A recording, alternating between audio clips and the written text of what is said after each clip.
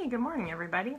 We are going to talk today about foot pain because foot pain is a really common problem. There are a lot of different types of foot pain, but for our purposes today of our video, we're going to talk about one of the most common causes because there's a lot of things you can do at home to help fix this problem. And it's very painful and very common.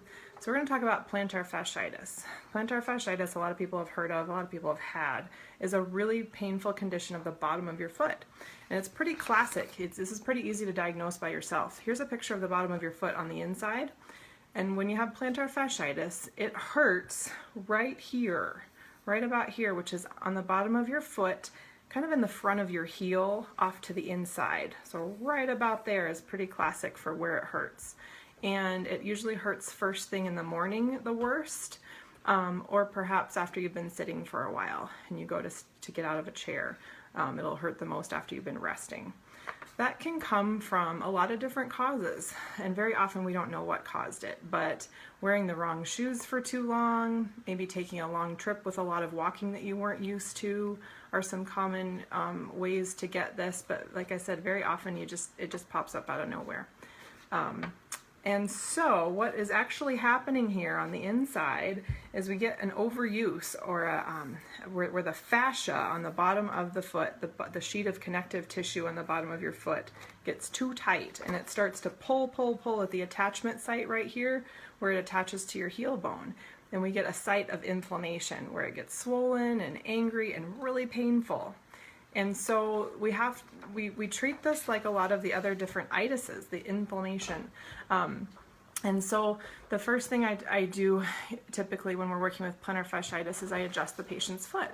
Getting those bones in the foot moving properly can help that heal a whole lot faster and help the function of that foot.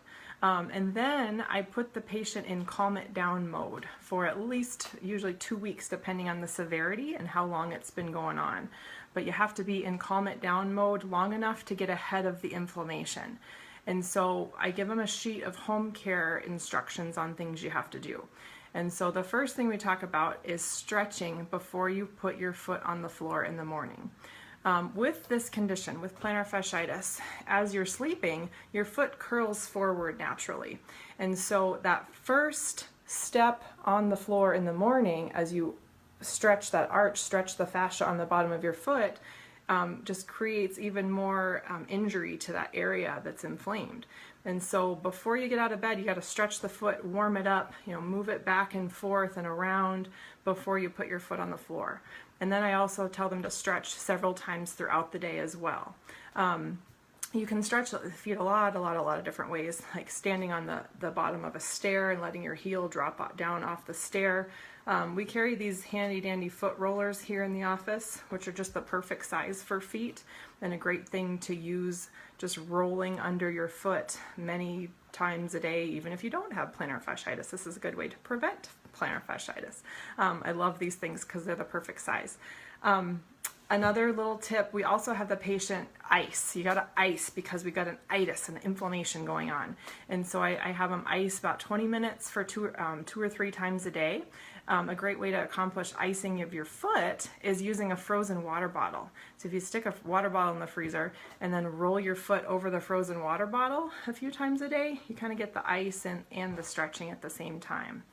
Other little home care things that we have people do are, for those 2 weeks that you're in calm it down mode, you absolutely only wear comfortable footwear. You only wear shoes that feel good on your feet. You skip anything that doesn't feel good because you've got to get ahead of that inflammation. As well as I often recommend that people make sure they don't go barefoot too much while they're in this stage.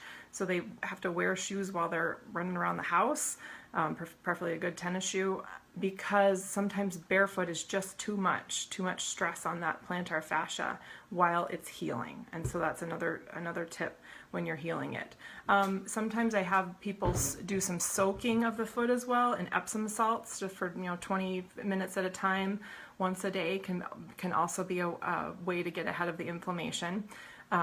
Again, footwear is huge. No worn out shoes, only supportive shoes, and only comfortable shoes. So the other thing that we add with plantar fasciitis, I adjust the feet, we have them do a couple weeks of home care, and very often that's enough to get over it, and you're good for a while or for a long time. If that's not enough, if it's still a persistent issue, then we add acupuncture. Acupuncture is so incredibly effective with plantar fasciitis. It's one of my favorite things to treat with acupuncture because it's really so easy. We've done so many cases of that now, and usually within about 4 to 6 treatments at about twice a week. So twice a week for 2 or 3 weeks, the plantar fasciitis is gone, and very often it does not come back.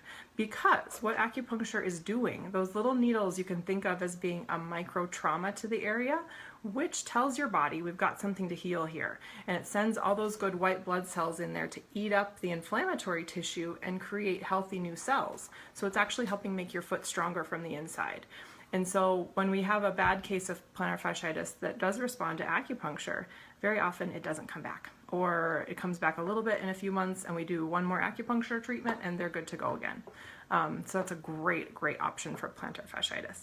Another thing that we add with really stubborn cases of plantar fasciitis, because I've seen some bad ones now, is putting the patient in custom orthotics. We offer custom orthotics through our office, where you stand on this high-tech scanner and it tells us exactly what's going on with your feet and where you need support through the 3 arches of your feet, as well as providing a whole bunch of really high-tech foam, so really high-tech shock absorption for your feet.